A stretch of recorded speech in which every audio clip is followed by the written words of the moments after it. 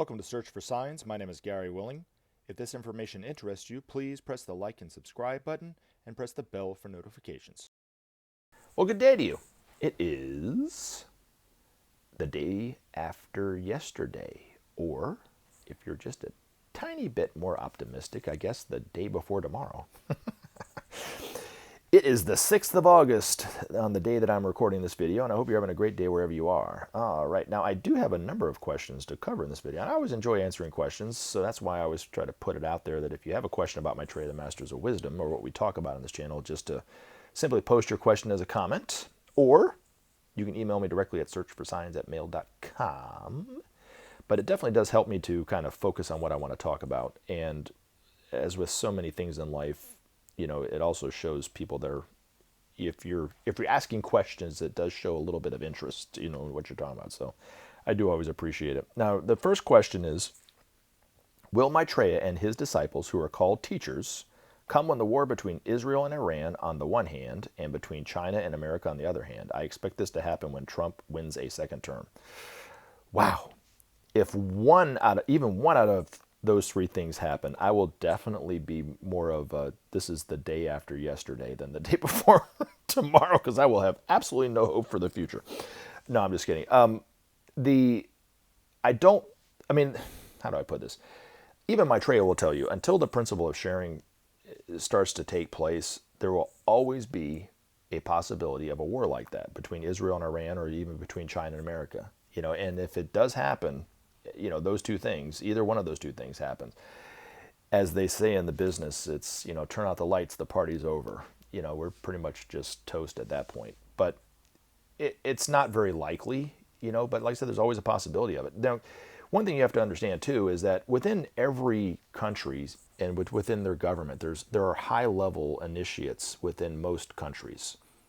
But within all countries, there are men and women of goodwill who are trying to, you know, keep it together, you know, kind of thing. So, you know, if something like that were to escalate to the point where it almost would become a war on either of those two things, or even between the United States and Russia or something like this, or United States and even North Korea, you know, the men and women of goodwill within those countries, but also the very, very advanced disciples that are even in this country or in Russia or whatever, would do their best to help pull us back from the brink.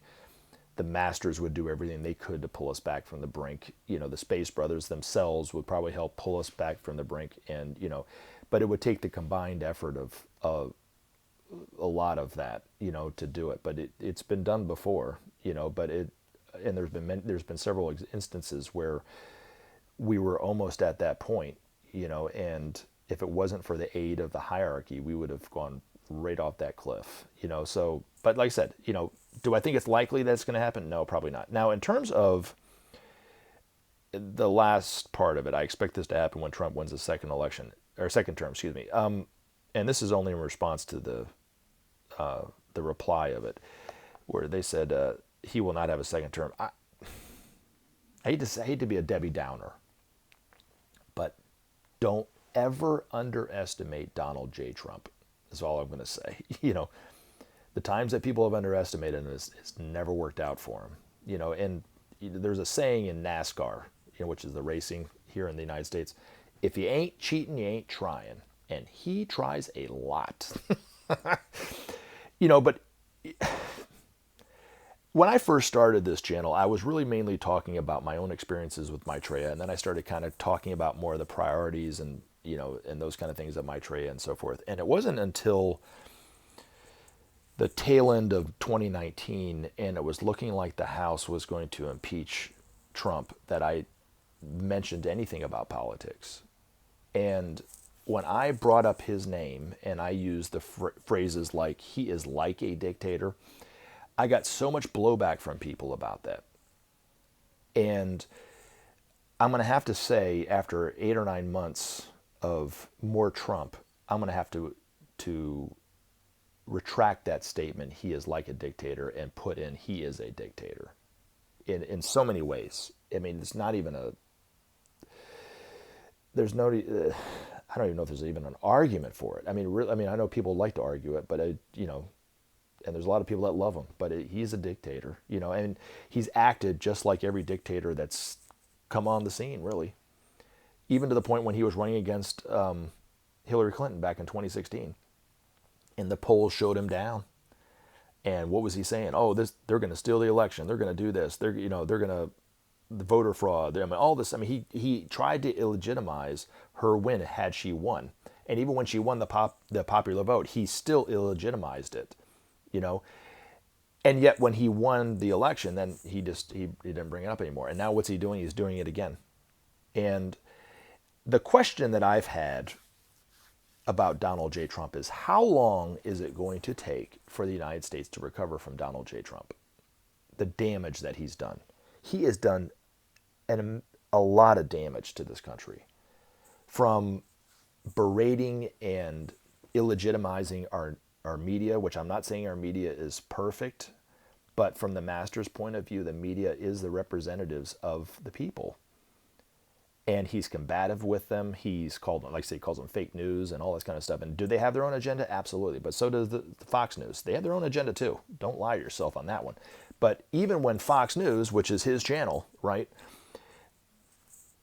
if they give him just this little itty bitty tiny little bit of watered down criticism, he just flies off the rails on them, you know. And then you look at what happened during even the impeachment process. These people knew. It was clear he broke the law many times. He was breaking the law during the whole process by threatening, witnesses, by, obstructing, the witnesses from, and telling them they shouldn't go. And I don't know how he got everything to work the way he wanted, whether he was paying them off or threatening them or whatever he was doing. But in a lot of ways, he really just punched Congress right in the teeth, and they have no voice, really. And it's all the presidential power now. It's not even Congress. Congress doesn't even check up on them anymore, really. Or they try to, but you know what I'm saying? So it's just, the damage that he's done to the checks and balances of this country. It's going to take, I don't know how long it's going to take to recover from that. And then you look at how he's illegitimized elections that he sees are not going his way. And how long is it going to be until people actually have faith in our elections again? Now, I'm not saying our elections are perfect. There's always voter fraud, but there's voter fraud on all sides. I mean, Benjamin Creme said that there was an immense amount of Republican voter fraud during the Bush years. And even when Obama was trying to be elected, there was voter fraud because they had all the voter machines in place that were from the Republican supporting company of Diebold, and they put them in place to help steal elections in key areas and so forth. So the voter fraud was mainly coming from the Democrats. From the Republicans, and a little bit from the Democrats, but way more from the Republicans. Now, the thing about people like Trump, who go off and talk about how people don't like him, why do they like Fauci over me? To everyone's out to get him, to this, that, and the other. But yet, all along, if you look at it, even during the pandemic, he's taken all this time to settle scores against people that he doesn't like or to attack this person and so forth. And it's like he thinks, I think subconsciously, he thinks he deserves being cheated on because I think he's a cheat, And so, when you cheat, you think everybody else is cheating. When you lie, you think everybody else is lying. And I think that that's really what's going on with him. And in a very similar way is what's going on with this country, where we think other countries are all out to get us. And Benjamin Creme's master even said it. It's like the United States thinks that we deserve it, to be attacked, by a terrorist, or something like that. So, but I also cannot shake this feeling about Trump that this might be the first time in the history of the United States that a president who loses an election refuses to give up power. I'm not saying it's going to happen, but I just cannot shake this feeling that it's not going to be like that. And until Donald J. Trump is physically outside the White House and somebody else is in there, I just will not rule him out of doing something to try to stay in there.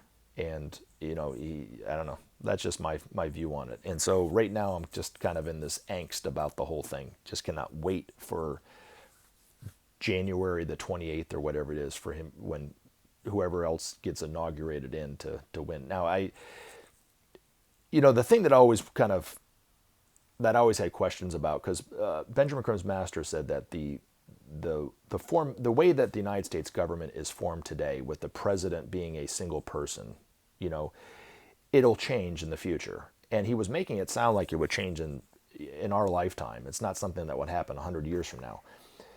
And it would be a group of people who would fulfill the office of presidency. And I've always wondered, what would it take and what would be the catalyst to get our country and the people of our country to trust enough of what the masters are saying in order to see that they need to change that type of, way of doing things, right? With having a single president. And he might be the catalyst for it. So I don't know. I mean, what happens if, Maitreya is more known a little bit more for who he is and that kind of stuff, and then Donald Trump still refuses to leave, and then they have to get the army in there, or he puts the army out against the people to keep them from voting. I mean, it could be anything. And then the people just rise up against him and throw him out, and then, and then listen to what Maitreya has to say, is maybe bring in a group of people rather than having another person, just a single person in there. So the other part of me can't shake the feeling that I don't think Biden's going to be president either. So I just, I don't know where we're headed in terms of, the election in this country. But it just, like I said, I can't put my mind around Biden being president, and I can't put my mind around Trump not leaving. So hopefully I'm wrong on that, but I just, that's just kind of the way I see it. But anyway. All right, next comment. I can't wait until they prove the immortal soul beyond a doubt. There are too many people whose experiences of such are being discarded as imagination or delusion, and I feel it will radically transform the way we live and treat one another. Absolutely, 100%. I agree. Mankind is overdue for this vital piece of the puzzle. Now, also, too, I think when it's scientifically proven that we're souls, Maitreya will already been out, talking about the fact that we are souls. So we'll have a little bit more of an understanding of it, right? But when Maitreya is going to teach humanity the laws of life, now the first one, the biggest one, the one that affects all of us moment to moment, is of course, the law of cause and effect.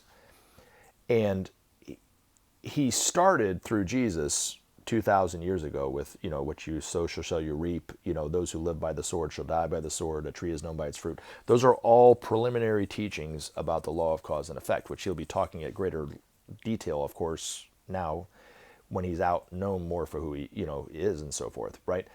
And then you take it in combination with, we will know ourselves as souls, then, like you're saying, the whole thing will transform, right?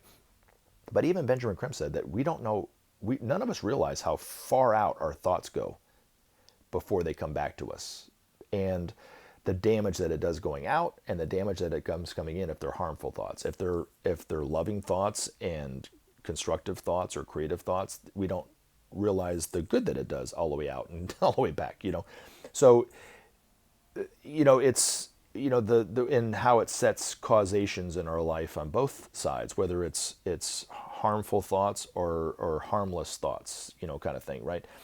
So most of us, when we think about karma, we think about the actions and the actions alone, but it's not. It's more than that. It's our thoughts, and it's even what we say set of causations as well. We're very powerful beings. We don't realize how powerful we are, and that's part of the beneficence of the law of cause and effect, is it helps us, each one of us as souls, to realize exactly how powerful we are, because it keeps coming back on us. It's painful when it does, but when we finally realize it, we're able to use our thoughts and our words for good, and then it sets that in motion the same way, so.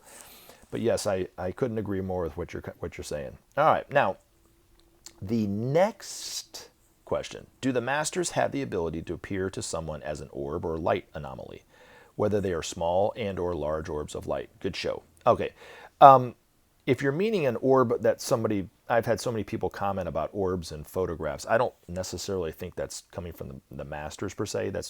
When their blessings show up on photograph, they're huge swashes or swooshes in the middle of the photograph. But if you're talking about just an orb like it was in the Bible, where like Mary wakes up and she sees this, angelic figure in this ball of light, yeah, absolutely. Or or something like that. Now, there's an example. My ex-girlfriend, who's a part of this Share International group here in Atlanta, she met somebody before I knew her, who was an inventor. And if I told you what this person invented, the majority of us would know the invention. Now, it's not something like, the light bulb or the telephone or anything like that. It's not that big of an invention, but it's an invention that most of us would know about if I mentioned it. And I don't want to mention it because this person's not giving me permission to talk about it. But she happened to meet him in a restaurant and then struck up this conversation with him. And of course, she started talking about Maitreya, and he said that he was awoken in the middle of the night one night by this light down at the end of the hallway.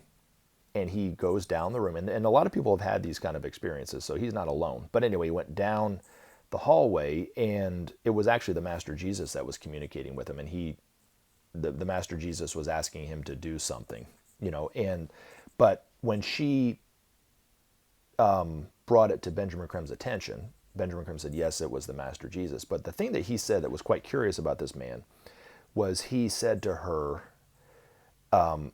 when Maitreya's out in the world, known for who he is, that this guy, and like I said, I'm not going to mention his name, will be asked by Maitreya personally to help go around the world and convince governments to shut down their reactors, their nuclear reactors.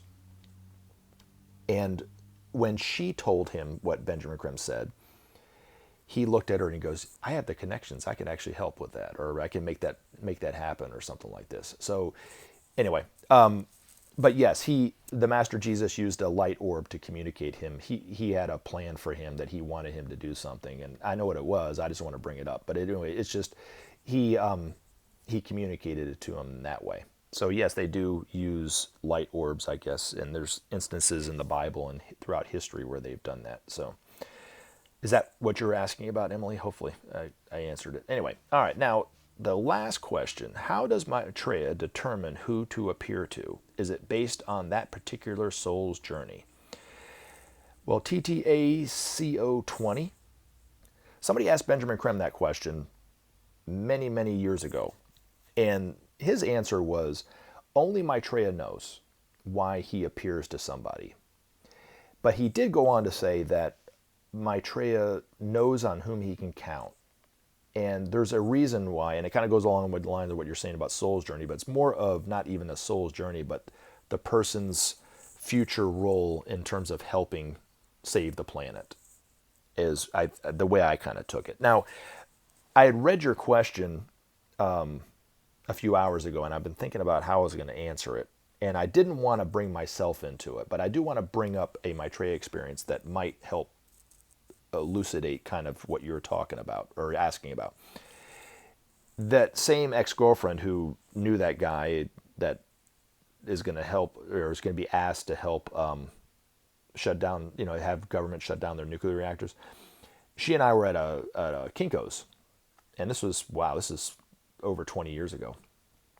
And Maitreya, who appeared to her like an elderly man, he looked almost exactly like George Burns in Oh God, the movie Oh God, if you've ever seen that movie series. There was 3 of them, I think. Oh God, you devil, and then Oh God, something else. Anyway, but he looked a lot like him. Maybe not so much quite in the face, but he dressed almost exactly like him, with the fisherman's hat and the members only jacket and the khaki pants and everything. Looked like everybody's grandpa, But he whispered a couple things in her ear, but one thing that I heard him say to her, and he was looking at me and he was smiling, and he even winked at me when he said this. He goes, make sure that boy knows how lucky he really is.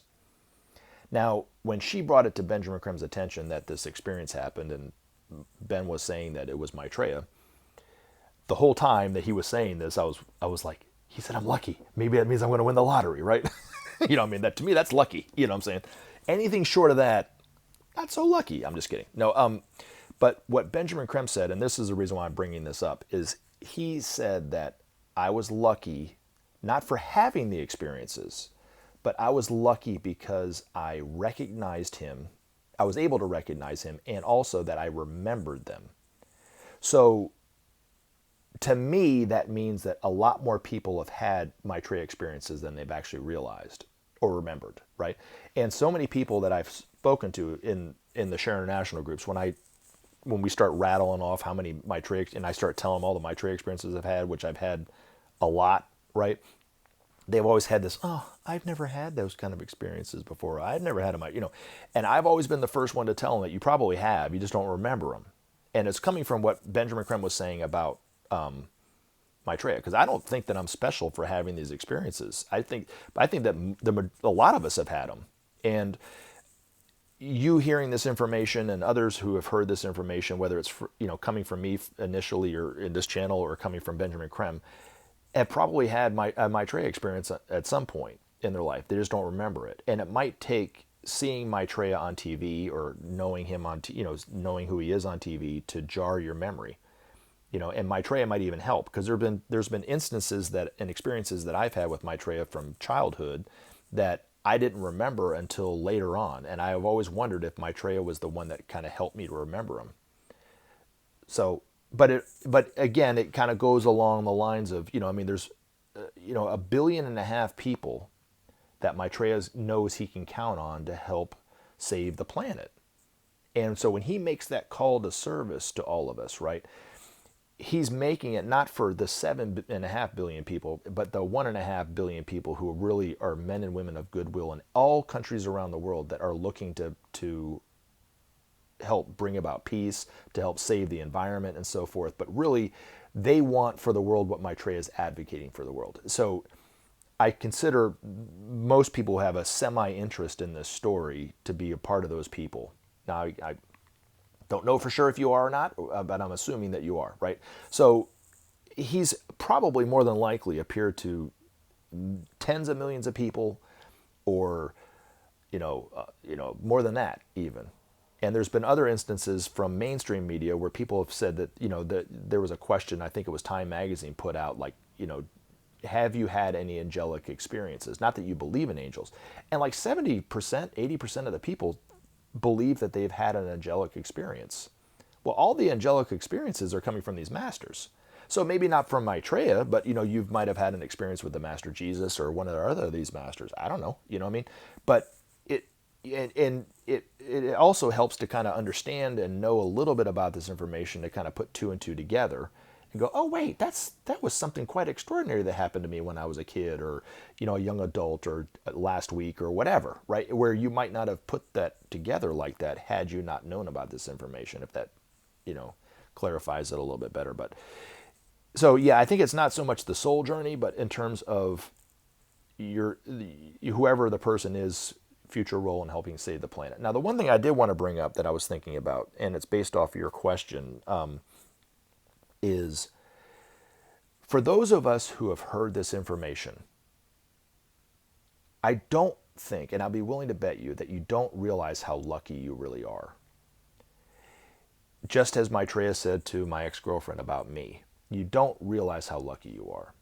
Now, the reason why I'm saying that is because the next few months of this year, and maybe going into 2021 or whatever, I don't know how long it's going to be, are going to be very, very difficult and trying for all of us, without exception.